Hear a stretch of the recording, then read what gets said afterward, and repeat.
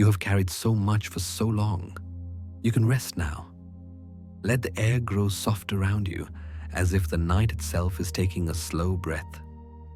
The noise of the day fades, leaving only the hum of stillness.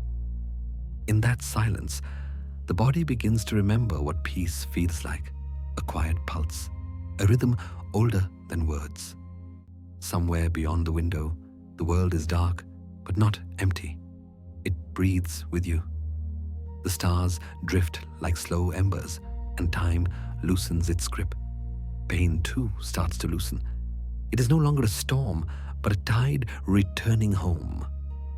The mind stops trying to understand, and in that surrender, something tender unfolds, a knowing that you were never broken, only holding on too tightly to what was meant to pass.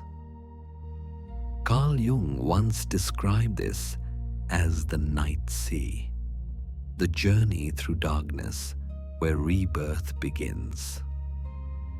Nietzsche saw it as the courage to face despair and still choose to create meaning.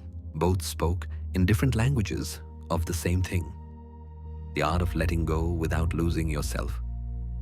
Tonight, that journey is yours. No grand awakening, no heroic rise, just the gentle release of what no longer needs to stay.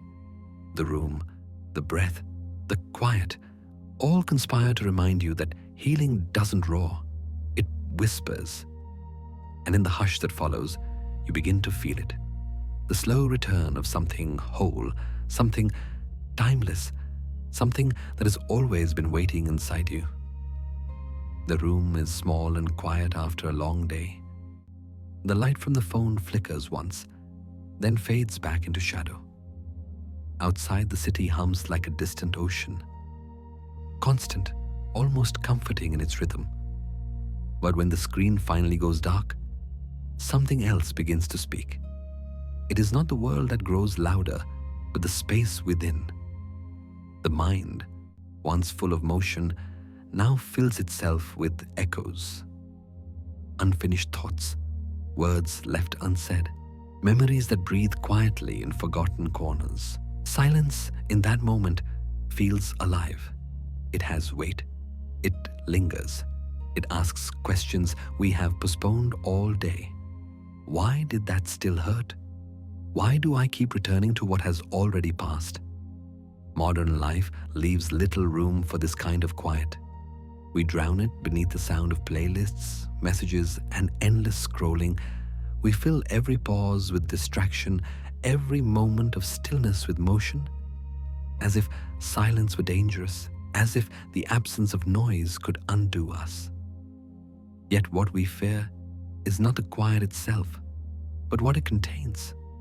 Within silence lies everything we have avoided, the grief we minimized, the joy we forgot to feel, the forgiveness we never offered.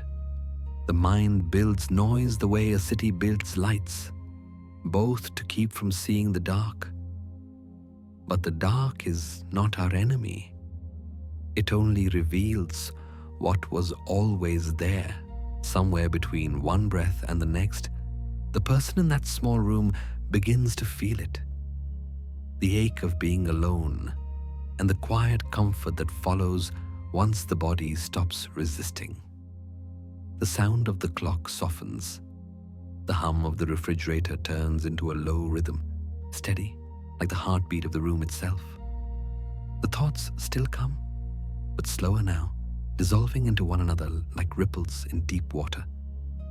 There is no urgency left, no need to run. The air feels heavy with memories, yet each breath lightens it. The silence that once felt unbearable begins to shift. It is not a void, it is a mirror. It shows truth without judgment, not what is wrong, but what waits to be understood. And somewhere in that reflection, a realization dawns like dawn itself, soft and certain. The fear of silence was never about the quiet. It was the fear of finally hearing the voice beneath all the noise. Silence is not emptiness. It is the beginning of listening, Rain drips softly against the window pane, each drop tracing a path that fades before reaching the sill. A person sits nearby, still in thought, watching the grey sky blur the city into silence. The world outside seems calm, yet inside, something tightens. The mind replays what it cannot undo, the conversation that ended badly, the loss that came too soon, the moment that refused to go the way it should have.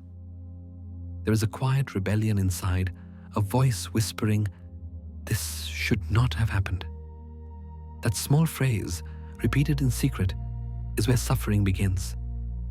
It is not the event itself that keeps the wound open. It is the refusal to accept that it has already passed. Pain enters when life moves in one direction and the heart pulls the other way. To resist what is to fight with reality itself. And reality, unbothered, always wins. The mind clings like a hand gripping a rope. The tighter it holds, the deeper the burn. The rope is not the enemy, it only hurts because we refuse to let go. Each thought of it should have been different is another pull, another cut, another drop of blood that proves nothing but our own struggle against what already is. There is a strange comfort in resistance. It gives us the illusion of control, the feeling that we are doing something by refusing to accept. But resistance is a storm that circles in place. It changes nothing outside us, only disturbs what is within. When we resist, we stay tied to the moment we wish to escape, reliving it each time the mind reopens the scene. Look closely. Even now, the rain has not stopped falling, and yet the window no longer trembles. The world moves on effortlessly, without apology, without pause. Perhaps peace is not something we create, but something we uncover once the noise of resistance quiets. Acceptance is not surrender. It is the recognition that life is already happening, whether we approve or not. There is no weakness in letting go.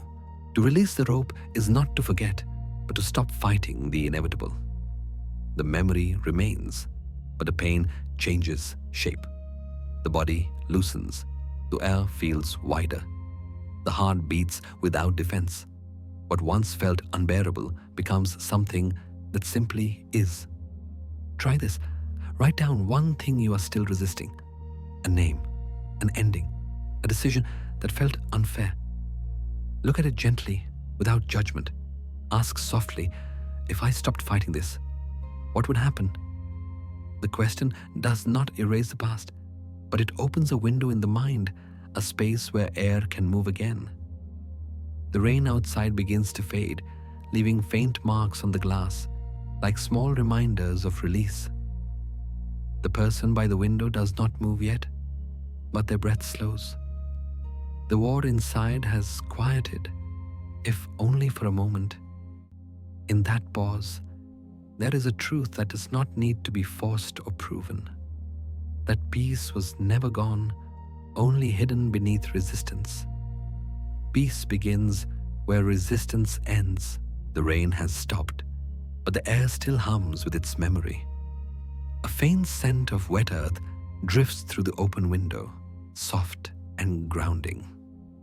The person who once wrestled with their thoughts now sits quietly, hands resting on their chest. The room feels wider, not because it has changed, but because they have stopped running from it. For the first time in a long while, there is no urge to move, no desperate need to fix or flee. There is only the simple act of being here. Silence begins to reveal its true purpose, not as emptiness, but as a teacher. It does not demand or persuade. It waits. It teaches presence by refusing to entertain escape. In that stillness, the truth becomes visible, not as a threat, but as a quiet companion. What once felt unbearable begins to soften when looked at directly. The pain was never the enemy. It was simply asking to be seen. 3 slow breaths, one to feel the air enter, one to recognize the heart beneath the hand, one to notice how the mind still moves even when the body is still. Nothing to solve, nothing to analyze, only the rhythm of being alive. The silence stretches gently, like water settling after rain. The moment no longer feels heavy. It simply holds what it must hold. Everywhere we go, we are taught to chase, to fix the problem, to seek the next moment, to outthink the discomfort. Yet stillness is the art of staying with what is. It does not promise comfort, only clarity. To stay is not to resign. It is to meet reality without disguise. Jung once said that people will do anything to avoid facing their own soul. But when you finally stop escaping, you realize the soul was never something to fear. It was the home you left behind in search of safety. To stay means to listen without rushing toward an answer. To let the heartbeat speak louder than the mind. To notice the tiny movements within you. The rise of breath, the tremor of feeling, the quiet warmth beneath your hand. Stillness is not about freezing the world. It is about finding the world as it already is. In this stillness, truth arrives without drama. It does not strike, it unfolds. It whispers that life has never been against you. It only waits for you to stop fighting long enough to hear it. Every breath becomes a doorway, every pause a return. And in that return, the body learns again what peace feels like. Not victory, not relief, but gentle recognition.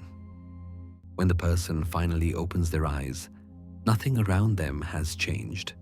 The walls, the window, the faint trace of rain on glass. Yet everything inside feels quietly rearranged.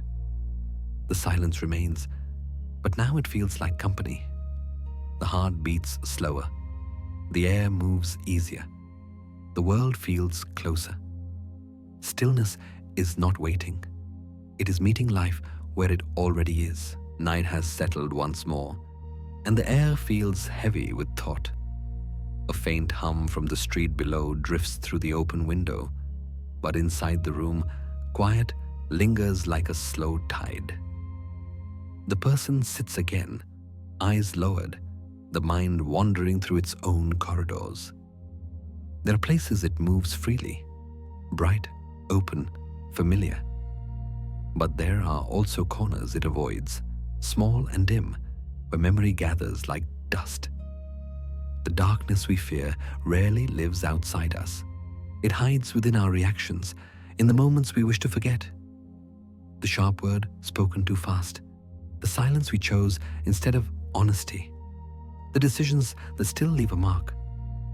Each one becomes a small shadow, waiting patiently in the attic of the mind. Jung once wrote, "The shadow contains everything we refuse to acknowledge." And perhaps this is why it follows us, not to haunt, but to remind.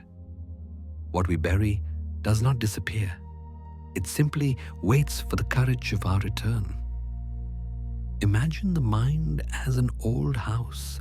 Most days, we live on the ground floor, tidy, bright, organized. Guests come and go. The curtains are open and everything looks fine. But somewhere above, there is a small staircase leading to a locked door. Behind it lie the memories we swore we would never revisit. The air there is still. The light comes through in narrow bands. Yet if you listen, you can hear the faint hum of life. The parts of you that never stopped existing, only stopped being welcomed. Each regret, each shameful act, each old fear rests there quietly, not demanding forgiveness, only understanding. The mind calls it darkness, but in truth, it is only a room we forgot to clean. And like all neglected rooms, it doesn't ask for punishment, only presence.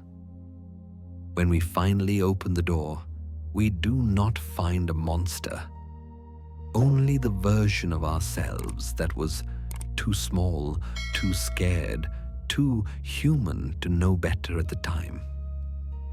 Try this. Remember one thing you still hide from yourself: a mistake, a word, a moment you wish could vanish. Then ask gently if this was not something wrong, but something not yet understood. What would it become? You may notice the memory shifting in tone. The edge dulls, the shame softens. It begins to look less like guilt and more like growth waiting to happen. To face the shadow is not to destroy it, but to integrate it, to let light and dark share the same breath. In doing so, we no longer divide ourselves into good and bad, worthy and unworthy. We become whole. The quiet corners of the mind, once feared, turn into places of deep rest, where honesty feels like warmth and forgiveness no longer needs an audience. Outside, the night continues without rush. The rain has long stopped, but the air still carries its echo. Inside, something begins to open: a door, a breath, a recognition that darkness was never exile.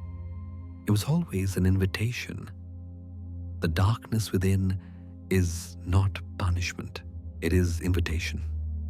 Morning arrives slowly, filtered through a thin veil of grey light. The person stands before the window once again, the glass faintly fogged by breath. Outside, the world stirs awake. Footsteps on the pavement, a car passing, a door closing somewhere down the hall. Yet, as the reflection forms on the glass, the eyes that look back seem older, quieter, and perhaps a little more honest. People often believe they see others clearly, but in truth, they mostly meet themselves. The things that disturb us in someone else, the arrogance, the indifference, the need to be right, are often the same traits we have refused to see within. The world, for all its noise, is a mirror that never lies. It reflects, but it does not judge. What we call criticism of others often reveals an unspoken confession. When we recoil from something, it is worth asking, is it them I reject? Or is it something in me that I have not yet made peace with? Imagine walking through a gallery of mirrors. Each one distorts slightly, showing a version of you in a new form. Some kind, some cruel, some afraid. Each person we encounter is one of these mirrors. They do not create the reflection, they only make it visible. The irritation we feel, the hurt, the judgment, all are fragments of recognition. The soul sees itself and shivers, not out of fear, but because truth rarely arrives gently. Jung once observed that what we dislike in others often points to what we deny in ourselves. This is not accusation, but guidance. To see projection clearly is to recover a lost part of the self. When we understand the mirror, we stop needing to blame. Every reaction becomes a teacher. Every discomfort a chance to understand what the heart still resists. Think of the last time someone's words pierced too deeply or the silence felt unbearable. In that instant, the pain may have seemed to come from them, but beneath it lies something more intimate, an old wound being touched again. The mind rushes to defend, to accuse, to control the story. Yet, if we pause, if we breathe instead of react, a new question appears. What are they showing me that I still cannot accept in myself? This is the quiet work of reflection, not to find fault, but to reclaim awareness. Each mirror we meet on our path, whether gentle or harsh, helps us see more of what has remained hidden. The ones who challenge us most are often the ones who reveal our depth. Through them, we meet our own shadow in motion. The person at the window exhales softly, watching the fog on the glass fade and clear. The reflection remains, unjudging, simple, human. The world outside keeps moving, yet something inside has grown still. A recognition that life does not attack, it reflects. In that understanding, the walls between self and other begin to dissolve. Every look becomes a dialogue, every reaction a small awakening. Every reaction is a mirror held up to the soul. Evening folds itself gently around the room. The air is calm, yet something within still trembles. The person sits by the dim light of a single lamp, its glow flickering against the window pane. Outside, night gathers in quiet layers, and the reflection on the glass looks back like a stranger who has always been there. Seeing oneself clearly is not easy. It asks for more than thought. It asks for courage. To look into the dark is not to fight it, but to understand it. The darkness is not an intruder. It is the unspoken story of the self. It holds the things we avoid naming, the fears we bury, the anger we disguise, the desires we pretend not to feel. Most of the time, we turn away. We keep busy, talk louder, move faster, as if motion could make the truth disappear. But avoidance never frees us. It only extends the shadow's reach. Real courage is quiet. It is the act of staying when everything inside wants to flee. Jung once wrote that freedom comes from bringing what is unconscious into light. To see what hurts, what confuses, what feels shameful, not to punish it, but to recognize it, is the first step toward peace. When we dare to look, the pattern begins to break. The repetition loses its power. We stop reacting blindly and begin to choose consciously. The process does not need to be grand. It can start with a pen, a piece of paper, and a moment of honesty. Write down 3 things you have been avoiding: a memory, a person, a truth about yourself that still stings. Look at each one as if it were a teacher, not an enemy. Ask softly, what is this trying to show me?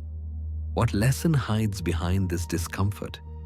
You may notice the heaviness change, like ice melting under gentle warmth. The courage to see does not demand perfection. It only asks that you stop looking away. When the eyes meet what has been hidden, light enters.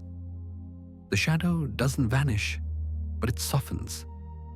The story it carries begins to unfold into meaning. Each piece of pain reveals a thread of wisdom, that what once frightened you was never meant to destroy, only to awaken. Outside, the night deepens, but it feels less like an abyss and more like a shelter. The darkness no longer presses in, it holds space. Inside, the person's breath steadies. The heart slows its rhythm. The reflection on the window no longer looks like a stranger. It looks like someone returning home. To see is to reclaim power. To look directly is to end the cycle of avoidance that keeps pain alive. Healing does not begin with control. It begins with presence, the willingness to face what is, even when it shakes you. And in that moment of looking, fear turns to clarity, and clarity turns to quiet strength. Healing begins the moment you stop looking away. Morning light filters through thin curtains, pale and unhurried. Dust floats in the air like small pieces of memory, suspended between now and then. The person sits at the edge of the bed, eyes open but lost somewhere else, in a scene that feels both distant and painfully familiar. It is strange how certain moments return, not as memories, but as repetitions. The tone of a voice, the sting of rejection. The same argument played again in a different room, with different faces. Jung once said, "Until you make the unconscious conscious, it will direct your life and you will call it fate." Most people live under this quiet spell. They believe life keeps happening to them, never realizing it is also happening from them, shaped by what lies unseen beneath awareness. The past, though long gone in time, still breathes through the present, replaying its old film reels in the theater of the mind. Every unhealed story finds a way to retell itself. Imagine life as an old movie projector, spinning its film over and over. Each reel holds a scene we refuse to finish, a disappointment we could not face, a love we could not hold, a fear we never named. The sound, the setting, even the actors may change, but the emotion stays the same. The unconscious repeats what the conscious has yet to understand. What looks like bad luck, what feels like destiny, is often just a pattern waiting to be seen. You may notice it in your relationships. The same feeling of being unseen, the same urge to please, the same ache of distance no matter who stands across from you. These emotions are not coincidences, they are signals. The body remembers what the mind forgets. When we find ourselves reliving similar pain, it is not punishment, it is memory calling for resolution. The key is not to run from the pattern, but to recognize it. Awareness breaks the loop. The moment we say, "This feels familiar," we begin to wake from the script. Ask yourself, what emotion keeps returning in my life? What does it want me to understand? Do not rush to answer, just listen. The unconscious speaks softly, through the weight in your chest, through the hesitation before you speak, through the longing that never quite fades. In this listening, compassion becomes possible. You begin to see the child within the adult, the one who learned love by earning it, who mistook silence for safety, who believed rejection was truth. The pattern does not exist to trap you, but to guide you back to that forgotten self. Each repetition is an invitation to stop acting out the old story and start reading it with new eyes. Outside, a breeze moves the curtain. The film has not stopped playing, but its meaning has changed. The person sitting there now knows they can step out of the scene. The projector keeps spinning, but the watcher has awakened. What repeats no longer binds, it teaches. The past loses its claim, not because it is erased, but because it is finally understood. What repeats is what still asks to be understood. Afternoon light bends through the window, soft and golden, tracing quiet patterns across the floor. The person sits still, watching the shadows shift like slow-moving tides. Somewhere beneath the calm surface of the moment, an old ache stirs. The same feeling that returns again and again, wearing different faces, speaking in the same tone. It feels personal, but it is not. It is familiar. We do not become attached to pain because we enjoy it. We return to it because we recognize it. The mind confuses familiarity with safety. What it has known longest, it believes it can survive.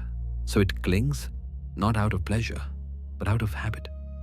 A certain silence after conflict, a way of pulling back when love feels too close, a pattern of expecting disappointment before joy. The body remembers these things like old songs. They make no sense, yet they feel like home. To the conscious mind, this seems irrational. Why hold on to what hurts? But the unconscious has its own logic. Pain once served a purpose. It protected us from rejection, from chaos, from the unbearable unknown. To let go of that pain is to step into uncertainty, and uncertainty feels dangerous when you have built your identity around surviving. The mind whispers, "At least I know this hurt. At least it's mine." Existential philosophy reminds us that freedom begins not with comfort, but with choice. We are free the moment we decide to act differently, even if the new path feels strange. The familiar pain is not loyalty. It is fear disguised as safety. Each time we repeat an old reaction, the anger, the withdrawal, the silence, we reinforce the illusion that only the known can protect us. But every cycle can be interrupted, and every habit can be softened if we pause long enough to see it forming. When the familiar pain rises again, do not rush to push it away or fall into it. Take 3 slow seconds. 1 breath in, 1 breath out, 1 breath to notice the space between. In that space, awareness appears. The body relaxes. The mind loosens its grip on what it thought was protection. Even a small change, a gentler word, a slower response, a softer thought, can begin to rewrite the pattern. Awareness does not erase the past, but it opens the possibility of a new future. Outside, the light fades a little, but the room feels warmer. The person sits with that warmth, realizing that safety was never found in repetition, but in presence. Familiarity can comfort the body, but it cannot free the soul. The act of choosing differently, however small, is the first quiet act of liberation. Pain no longer needs to define us once we see why we return to it. What once seemed inevitable becomes optional. The pattern loses its power when it is met with consciousness instead of reaction. And in that subtle shift, that moment of staying awake inside the familiar, something changes. The heart begins to trust not what it knows, but what it can now create. Familiarity is not safety. Awareness is. Evening descends quietly, and the room feels like a small theater preparing for another performance. The same thoughts take their marks. The same emotions wait in the wings. The mind knows its script by heart, how to react, how to defend, how to replay what is familiar. But somewhere behind the curtain, a softer presence begins to stir. It doesn't want to act this time. It only wants to watch. Life often feels like a series of rehearsed scenes. The cues are invisible, yet we follow them perfectly. A tone of voice ignites anger, a look awakens shame, a silence triggers retreat. Before we even realize it, we are inside the play again, repeating the same lines we promised never to say. But the moment we become aware of the script, something miraculous happens. The actor steps back, and the observer appears. Imagine standing behind the curtain of a stage. Through the small opening, you can see the characters moving, their faces full of emotion, their words echoing across the empty seats. You know the story. You know how it ends. But now, you are not part of it. You are watching it unfold, calm and unseen. This is the gift of awareness. The ability to witness the drama of life without losing yourself in its noise. When emotion rises, the rush of fear, the sharpness of anger, the ache of loneliness, do not rush to control it. Simply notice it and whisper inwardly, "A pattern is playing." Those 3 words hold quiet power. They separate who you are from what is happening. They remind you that feelings move through you, but they are not you. The storm may pass over the surface, but the depth beneath remains untouched. Awareness does not suppress emotion. It gives it room to breathe. The observer does not judge or intervene. It allows everything to appear and dissolve naturally. Each time we return to this inner seat, we grow less reactive and more free. The mind may still create its stories, but we no longer have to believe them. Like an audience member, we can watch the scenes play out, learn from them, and still remain at peace. Jung believed that consciousness expands when we stop identifying with the contents of the mind. To observe the inner play is to awaken from it, to see that the one who feels pain is not the whole of you, but only one of your many characters. Behind every reaction lies the same awareness, patient and vast, waiting to be remembered. Outside, night has deepened, and the city hums softly in the distance. The person sits in the dim light, breathing slowly, no longer fighting the thoughts that move through. That inner stage remains alive, but the watcher is awake now. There is no need to silence the performance, only to stay behind the curtain and see it clearly.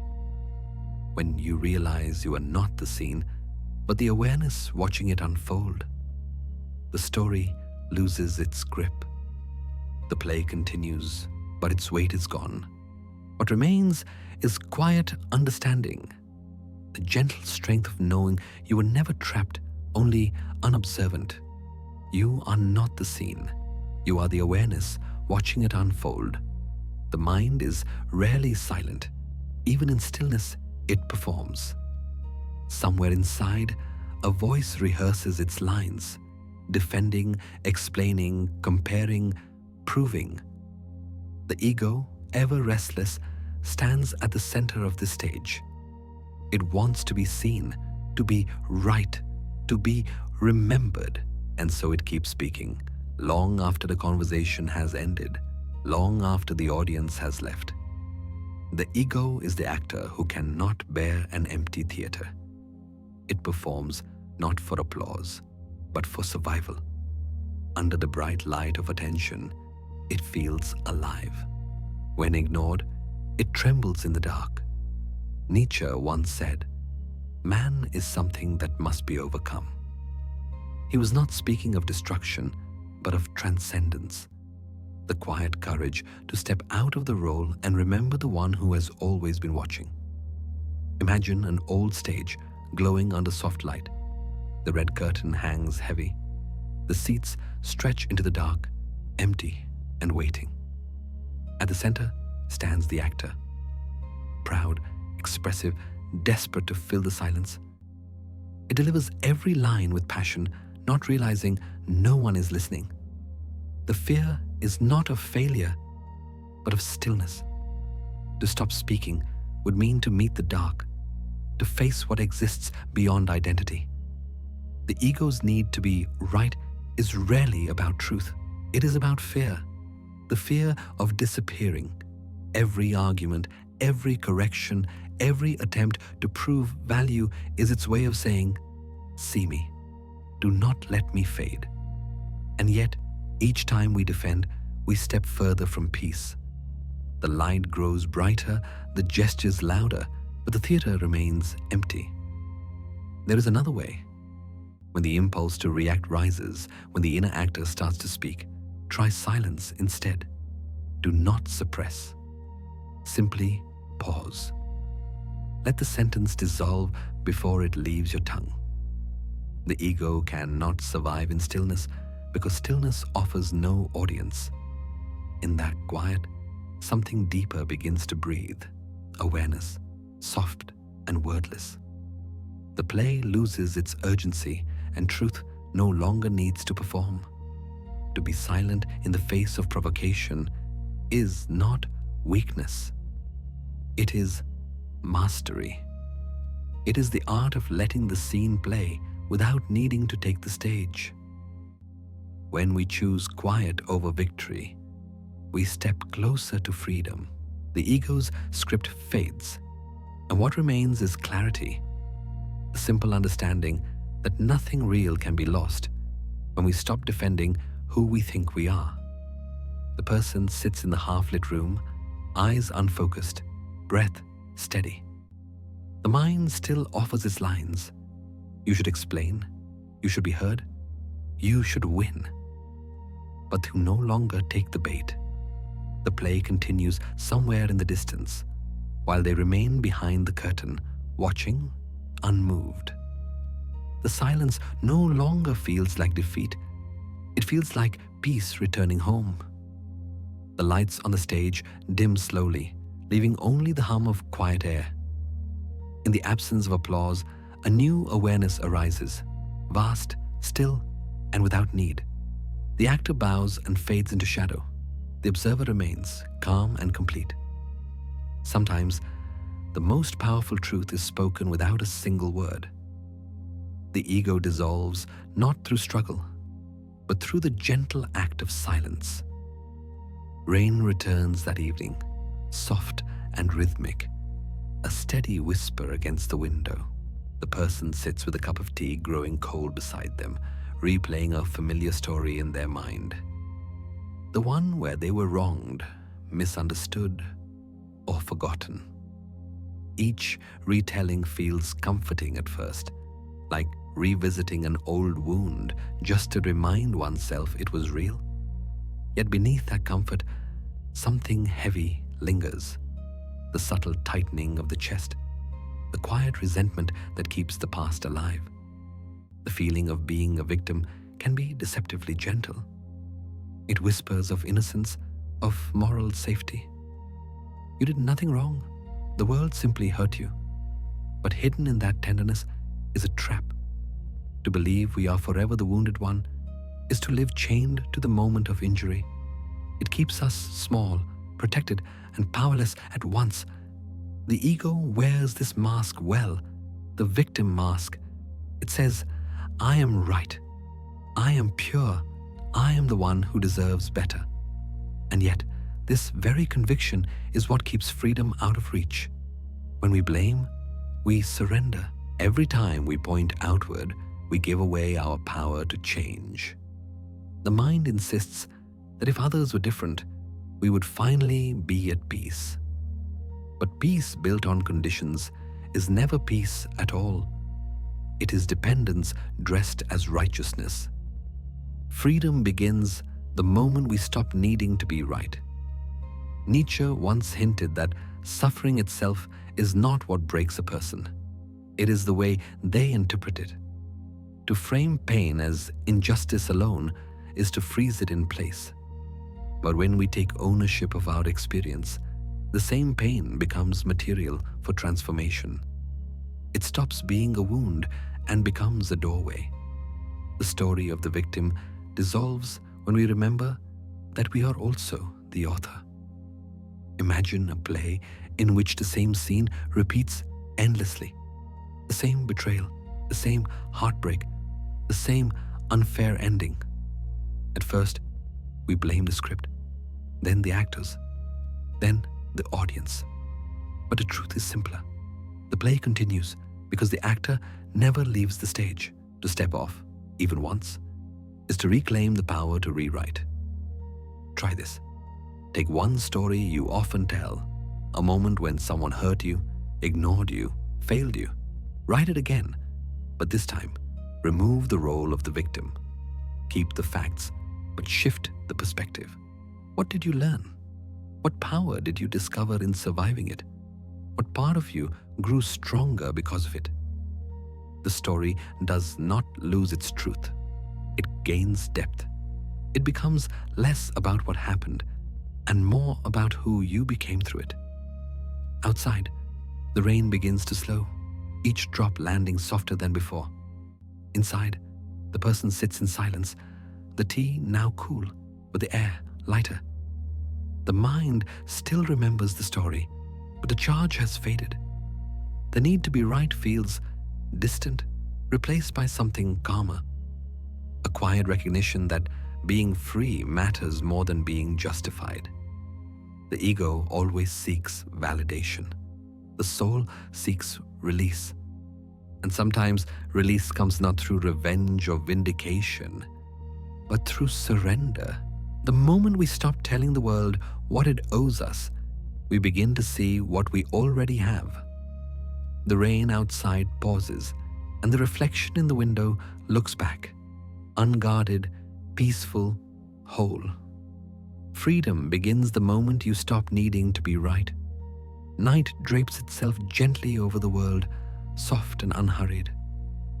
The lights of the city shimmer in the distance, like thoughts that refuse to fade. Inside a quiet room, someone finally sets their phone down. The screen goes dark, and with it, the steady stream of distraction disappears. For the first time that day, there is nothing to check, nothing to fix, nothing to prove. Only the sound of breathing remains, slow, fragile, real. To surrender is often misunderstood. The ego calls it defeat, a collapse, a loss of control. But true surrender is not the end of strength. It is its purest form. It is the quiet trust that life continues even when you stop steering. It is the knowing that the river flows whether you fight the current or not. The power of surrender lies not in effort, but in alignment. A gentle bow to the rhythm that was always guiding you. Imagine a river after a storm. The water rushes wild and brown, filled with branches and leaves, everything pulled along by its momentum. If the river could think, it might panic, believing it must control every turn, hold every branch, force the direction of its flow. But the river does not think. It simply moves. Its grace lies in its surrender to gravity. The pull that guides it is not weakness. It is nature itself. Human life follows the same law. We exhaust ourselves trying to control what cannot be contained. The outcome, the timing, the way others see us. The more we cling, the heavier the current feels. But when we release our grip, something remarkable happens.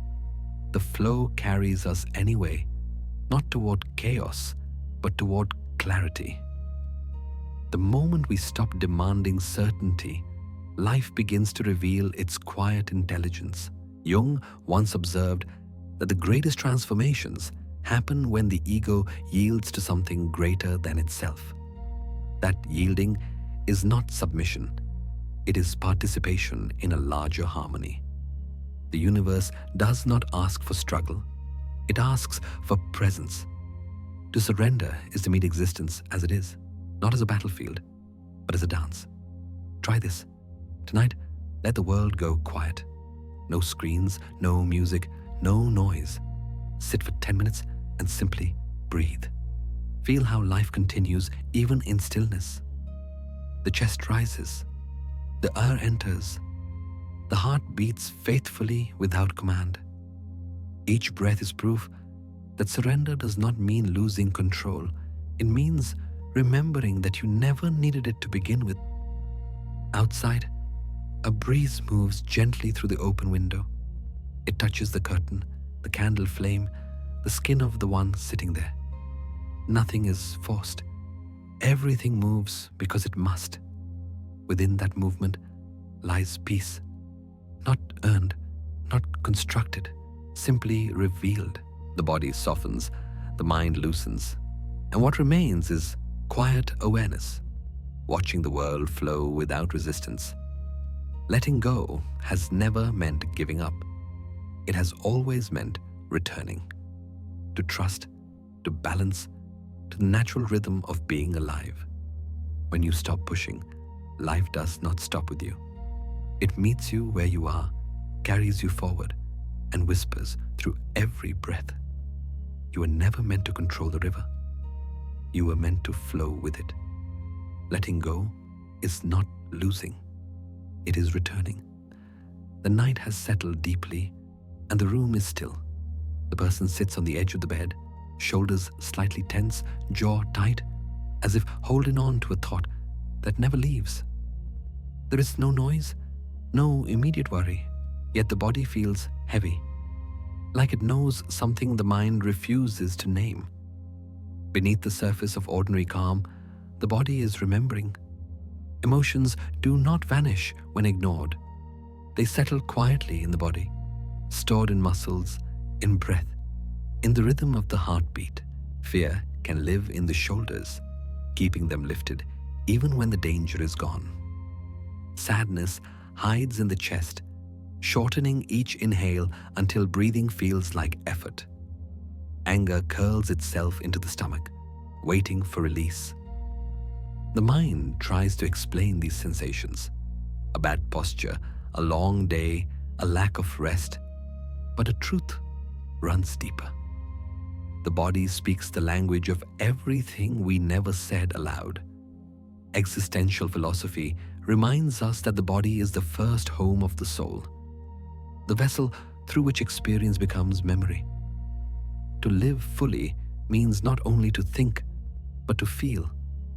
Yet, in a world that prizes control, many learn to silence the body, to distrust its signals. We medicate discomfort, drown exhaustion with noise, disguise tension with productivity. But the body does not forget. It continues to whisper through fatigue, through pain, through restlessness at night. Imagine the body as a quiet archive. Every emotion, every touch, every unspoken moment is filed away in its own corner. When we finally slow down, these archives begin to open. A sound, a scent, or a simple word can awaken something buried for years. The heart races, the breath shortens, the throat tightens, and we call it anxiety, not realizing it is memory asking to be felt. The body does not seek to harm, it seeks to be heard. The next time emotion rises like a wave, resist the urge to analyze. Instead, turn inward and ask, what is my body saying? Maybe the tension in your chest is a story of grief never expressed. Maybe the ache in your neck is years of unshed words. Maybe the exhaustion is not weakness, but the body's quiet protest against pretending. Listening to it is not weakness, it is reconciliation. In that act of listening, healing begins. Sit in silence for a few moments. Let the breath move naturally. Notice where it stops. The body will tell you where you hold the past. You do not have to fix it. You only have to witness it. Awareness itself begins to soften the weight. The shoulders lower. The breath deepens. The heart, unguarded, starts to beat with steadier rhythm. Outside, the night hums with distant life. A passing car, a faint breeze through trees. Inside, another rhythm emerges, the quiet dialogue between mind and flesh. For the first time, they are not in conflict, but in conversation. The mind no longer commands, it listens, and the body, long silenced, finally speaks. What it says is simple. You are safe now. You can rest. You do not need to hold it all anymore. Every ache, every tightness, every breath is not an enemy. It is a message. When you learn to listen, the body stops screaming and begins to sing again. The body speaks what the mind cannot. A quiet morning begins, light pressing gently through the window. The world outside is already moving, but inside, time feels slower, measured not by clocks, but by breath. The person sits still, hands resting loosely on the knees, eyes half closed. Somewhere in the chest, a familiar ache hums softly. It is not sharp, not loud, just present, the kind of feeling that has followed them for years. The instinct is to ask why, to trace its source, to build a story around it. But today, they do not. Today, they simply feel. Pain is not the enemy. The story we build around it is. The mind loves narrative. It needs meaning, structure, reason.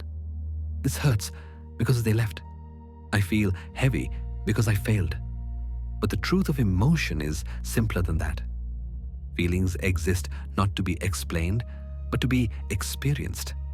They are visitors, not verdicts. When we stop assigning them a moral value, good or bad, justified or foolish, we begin to understand them as part of the natural movement of life. Imagine a drop of rain sliding down a window pane. It doesn't ask why it falls. It doesn't try to reverse its course. It simply follows gravity, becoming what it must become. Emotion works the same way.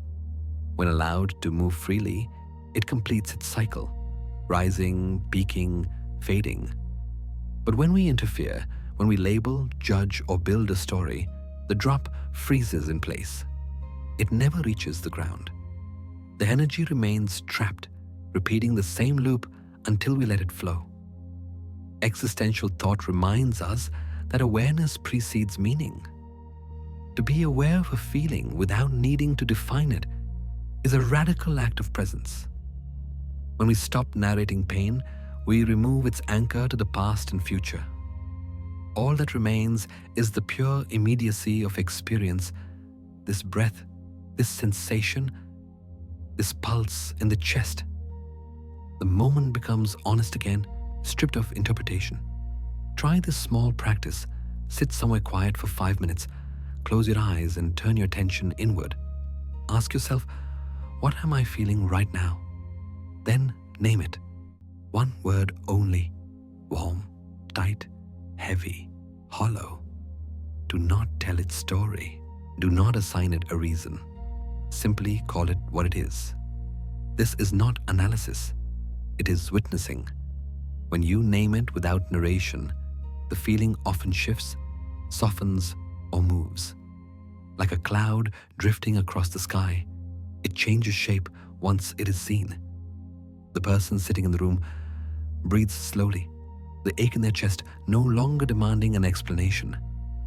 It simply exists, a guest at the table of awareness. For the first time, they do not push it away or invite it to stay. They just share silence. The body loosens, the mind quiets. The story loses its power, and in its place appears something cleaner, the raw truth of being alive. Pain was never meant to punish, it was meant to pass.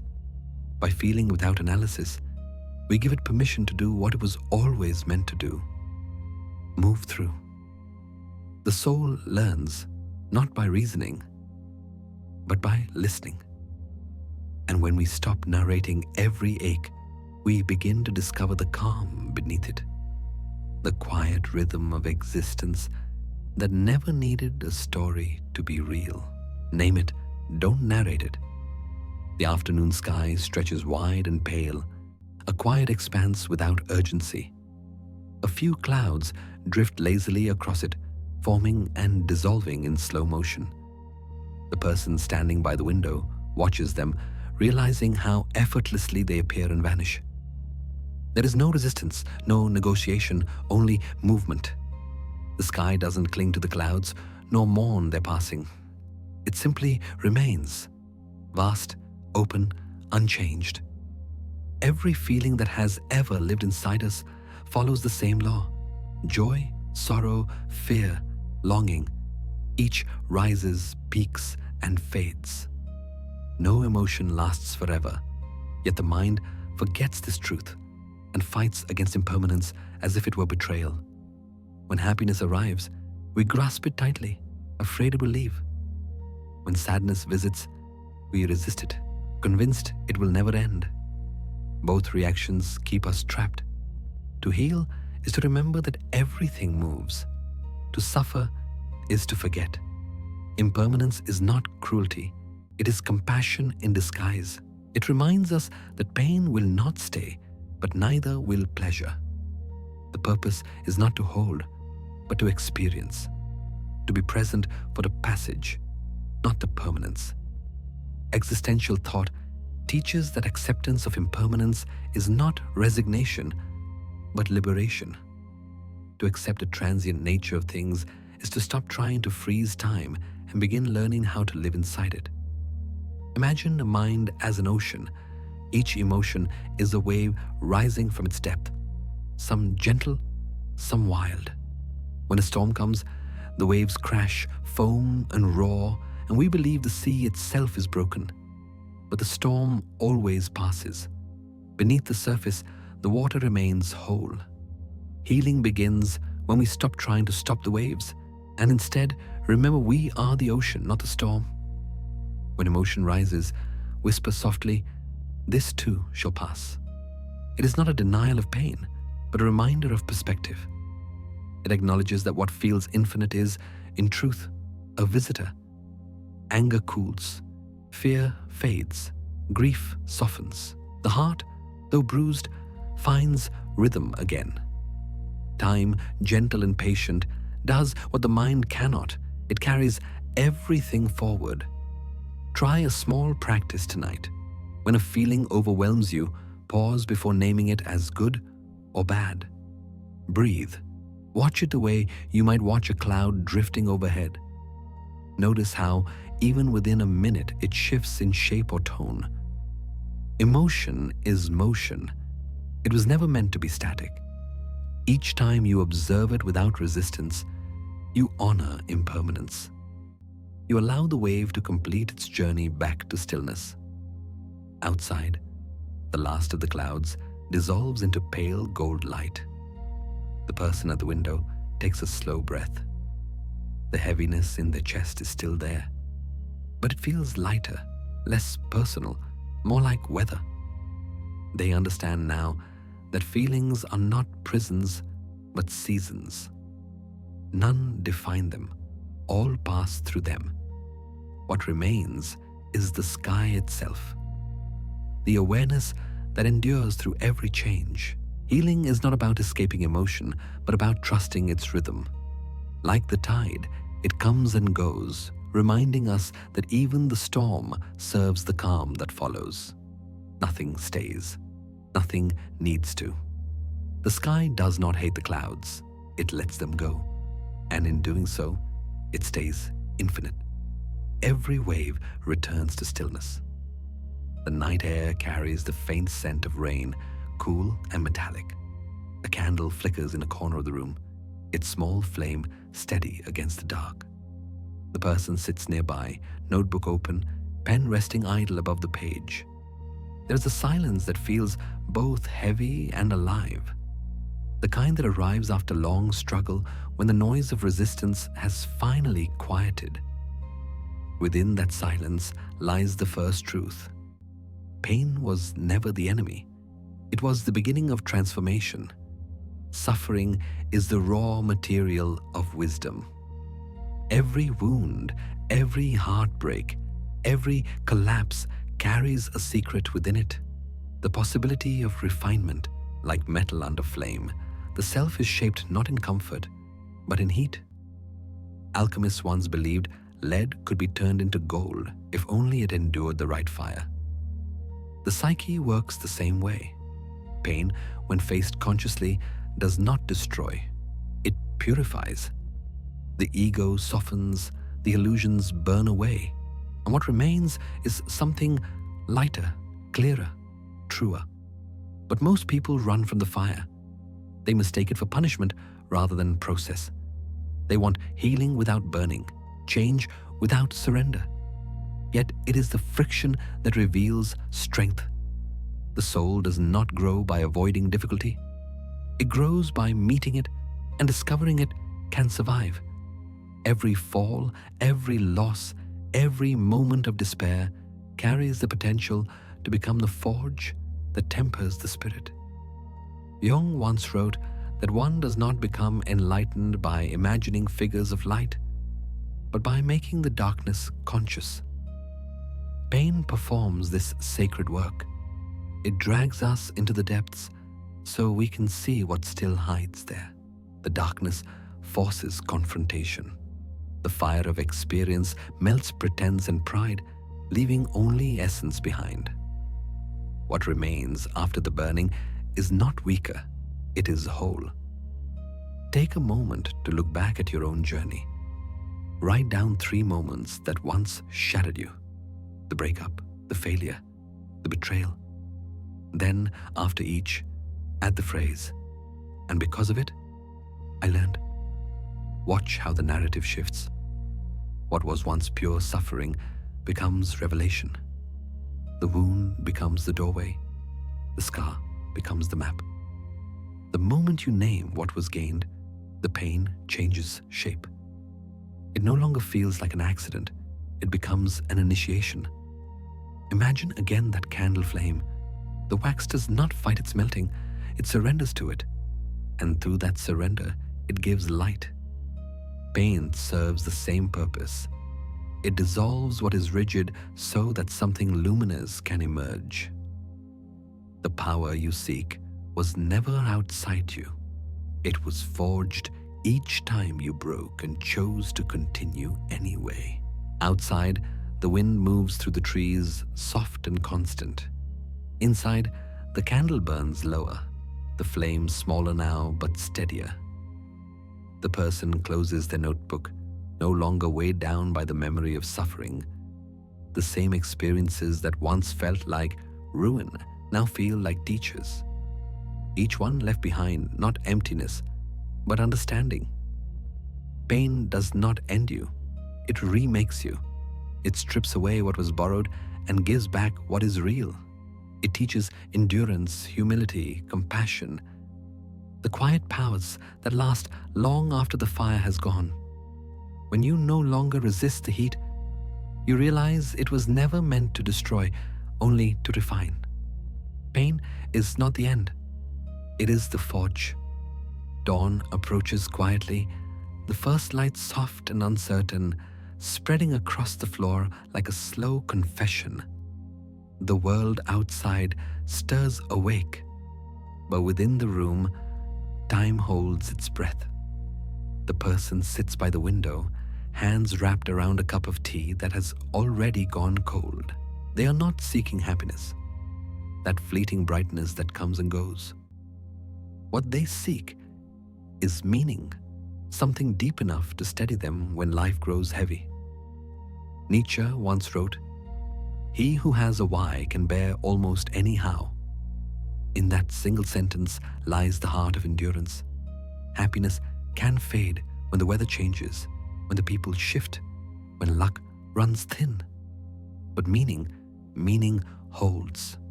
It gives shape to suffering, purpose to pain. Without it, even joy feels hollow. With it, even hardship can be endured with grace. Pain without meaning is chaos. Pain with meaning becomes transformation. It is not that the hurt lessens, but that it gains direction. When we begin to ask, why did this happen for me rather than to me? We step into the quiet power of perspective. Every wound, every loss, every unanswered question carries a hidden message. Life does not waste experience. It writes in a language only reflection can read. Imagine each scar as a symbol carved upon the skin of time. At first, it looks random, senseless, cruel. But step back and patterns emerge. Lines connecting to lessons, wounds forming constellations of insight. Meaning is what connects them, turning scattered pain into coherent story. Without it, we wander. With it, we heal. Existential thought teaches that we are meaning makers by nature. The world doesn't hand us purpose neatly wrapped. We must create it from the fragments of our experience. This creation is not denial, but art, the alchemy of the spirit. To assign meaning to suffering is not to romanticize it. It is to reclaim authorship. It is to say, I may not control what happens, but I can decide what it means. That choice alone transforms pain into power. Try this practice. Choose one memory that still aches when you touch it. A betrayal, a loss, a disappointment. Instead of asking, why me? Ask what for. Write down what that pain was trying to teach. Did it make you more honest, softer, stronger? Did it show you what truly matters? Every answer, however small, rewrites the narrative. The event remains, but its meaning evolves. You stop being the victim of the story and become its interpreter. Outside, morning light has deepened. The tea has gone cold, yet its warmth remains in the hands that hold it. The person closes their eyes and takes a slow breath. The ache in their chest is still there, but now it speaks, not in words, but in understanding. Every hardship becomes less a punishment and more a message from the soul, a reminder of who they are becoming. Meaning is the bridge between pain and wisdom. It does not erase the hurt, it redeems it. It gives reason to endure, language to express, and direction to move forward. To live without happiness is hard. To live without meaning is impossible. When the wound becomes a word, the suffering turns into song. The heart, once fractured, begins to hum again, not with joy, but with truth. And in that quiet melody lies healing, the kind that no pleasure could ever teach. Meaning transforms pain into wisdom. After the storm, the world does not celebrate, it exhales. The rain stops and the air carries that tender scent of earth, clean, calm, forgiving. The trees stand still, leaves heavy with quiet light. In that stillness, something subtle unfolds, the beginning of renewal. Not loud, not grand, but sure. Rebirth never roars, it whispers.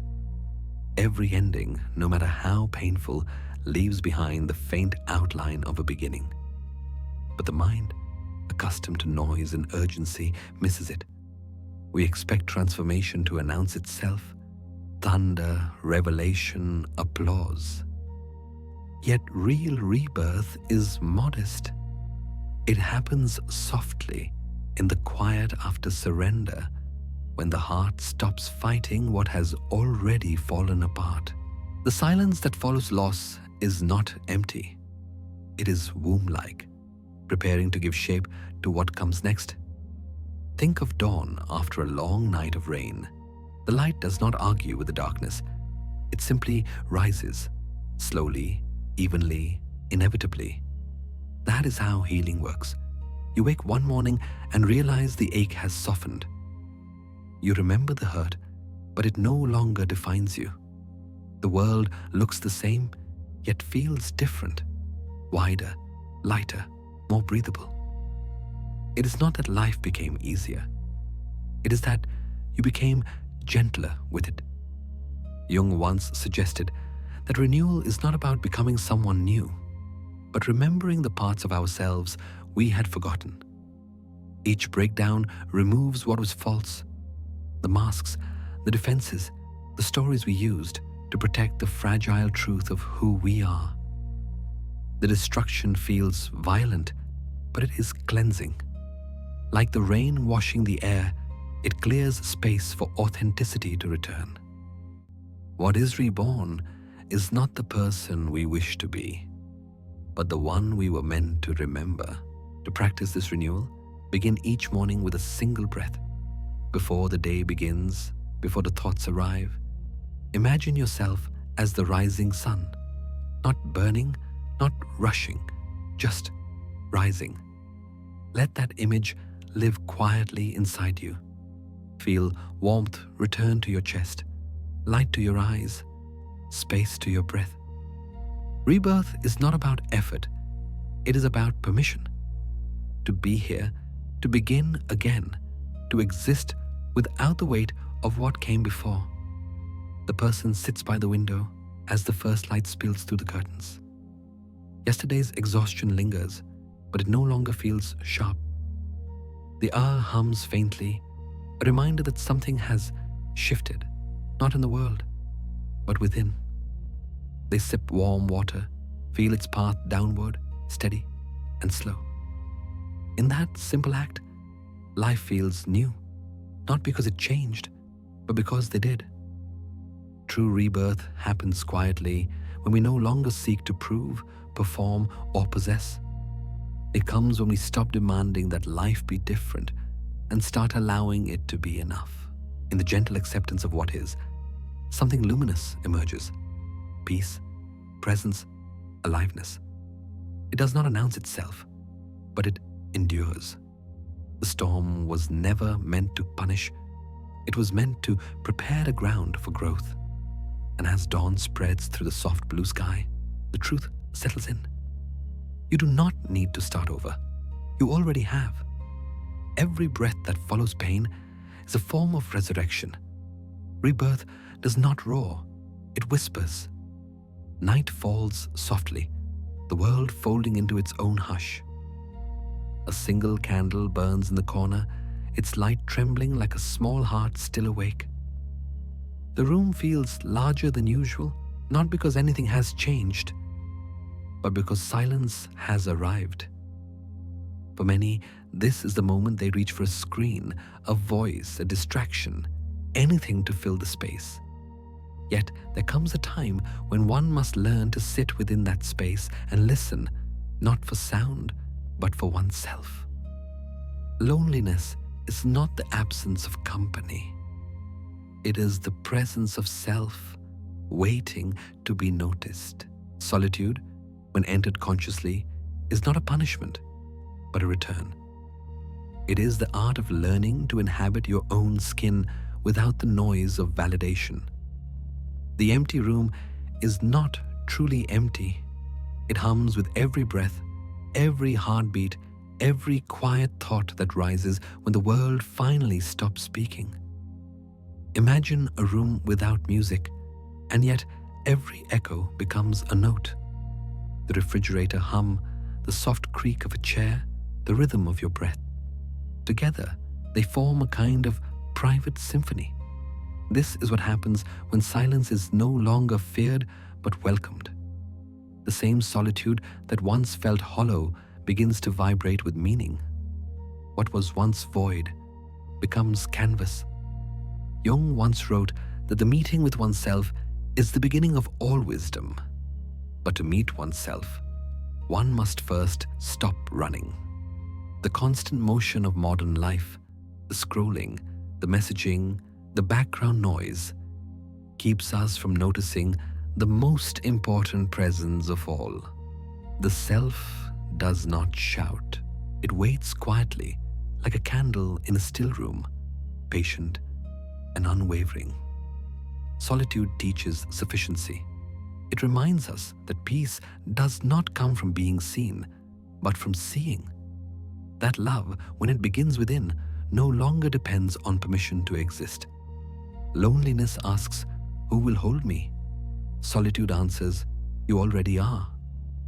The shift between the two is not found in company, but in awareness. To be alone is to meet the mirror without disguise and discover that it reflects not emptiness, but depth. Try this practice tonight. Turn off the devices, let the world fade to its natural quiet. Light a candle and watch its flame, not with judgment, but with presence. Feel the breath move through you, steady and warm. Notice how the stillness changes shape the longer you stay. At first, it may feel foreign, even uncomfortable, but give it time. Within 10 minutes, the silence begins to speak. It tells you that you are here, that you have always been enough, that nothing more is needed. Outside, the city continues its restless hum, unaware that within this small, dimly lit room, something sacred is unfolding. The person sitting there does not look enlightened.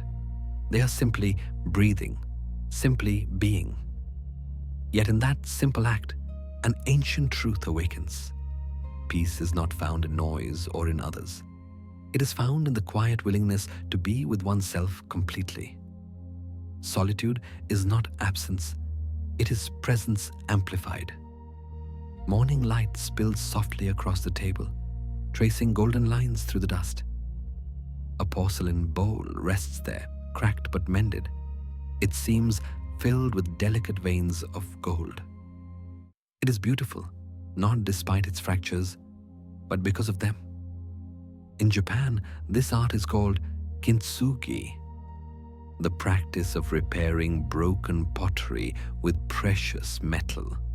revealing that what was once shattered can become even more radiant when restored with care.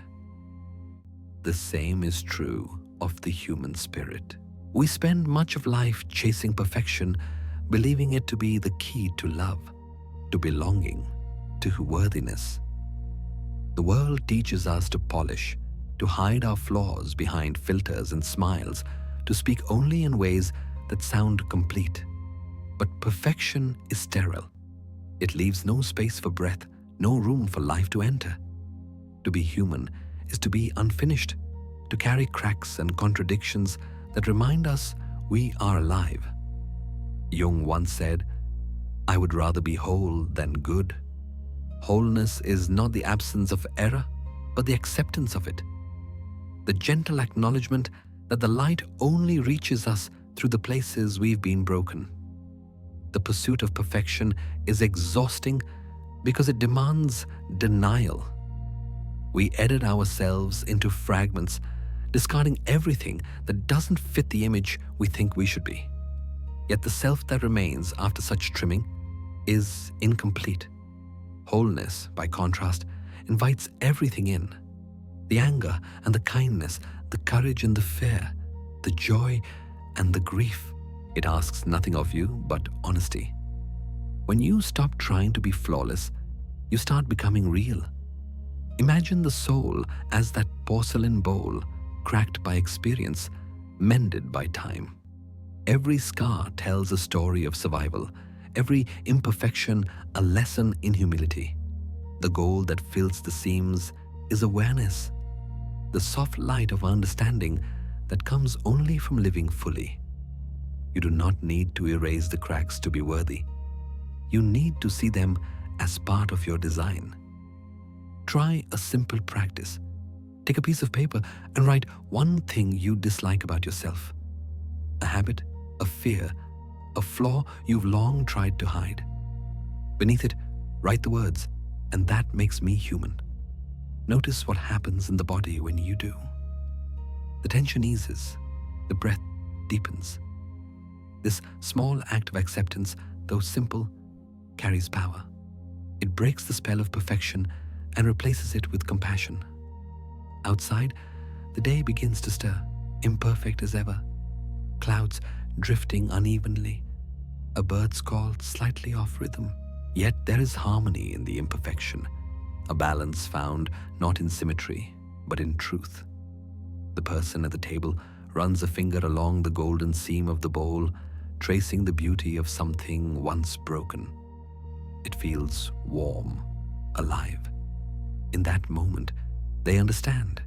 The goal was never to return to how things were, but to integrate what they have become. To be whole is not to be without flaw. It is to hold every part of yourself, the light and the shadow, and see that together they form something beautiful, something honest, something human. The cracks do not ruin you, they reveal you. Wholeness is beauty unpolished. The afternoon light drifts through the open window, gentle and gold. The curtains move slightly with the wind, breathing in and out like a calm body at rest. Somewhere outside, a bird lands on a branch, still for a moment before it lifts into the air. Its flight is not frantic. It moves as though gravity itself has loosened its grip. Freedom, it seems, is not about the sky being open. It is about no longer fearing the fall. For much of life, we mistake freedom for escape. We imagine it as distance from responsibility, as movement without restraint. But Nietzsche once suggested a quieter truth. True freedom is not the absence of limits, but the absence of fear. It is not about what we can do, but about what no longer controls us. When we no longer fear ourselves, our thoughts, our emotions, our memories, the world outside suddenly feels vast enough to breathe in. Forgiveness is one of the secret doors to this kind of freedom. Not the shallow forgiveness that tries to forget, but the deep kind that understands. When you forgive, you're not erasing the past. You are releasing your grip on it. Holding resentment is like holding a burning coal, hoping the other will feel the heat. But the one who burns is always you.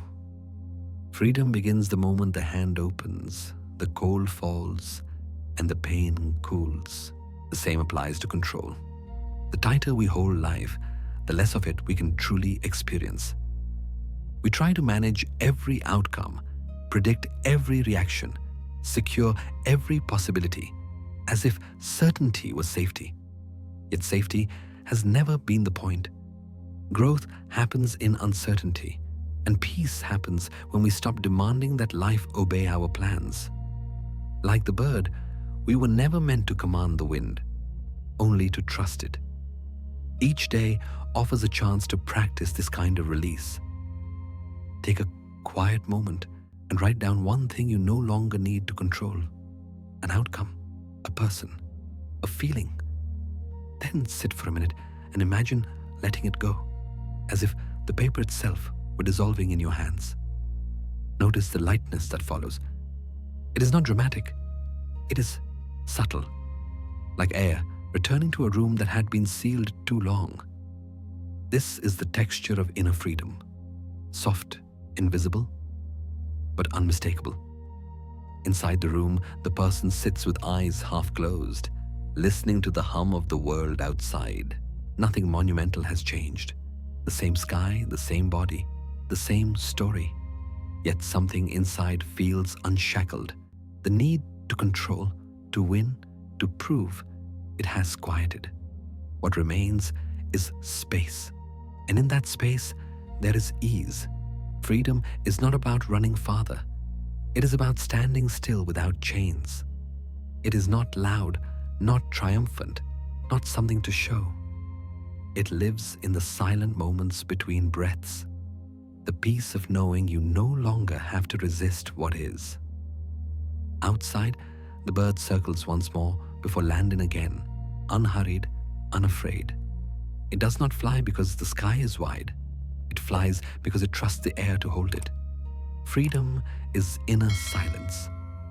The morning light spills gently through the curtains, soft and golden, brushing against your face as if to say, "You made it."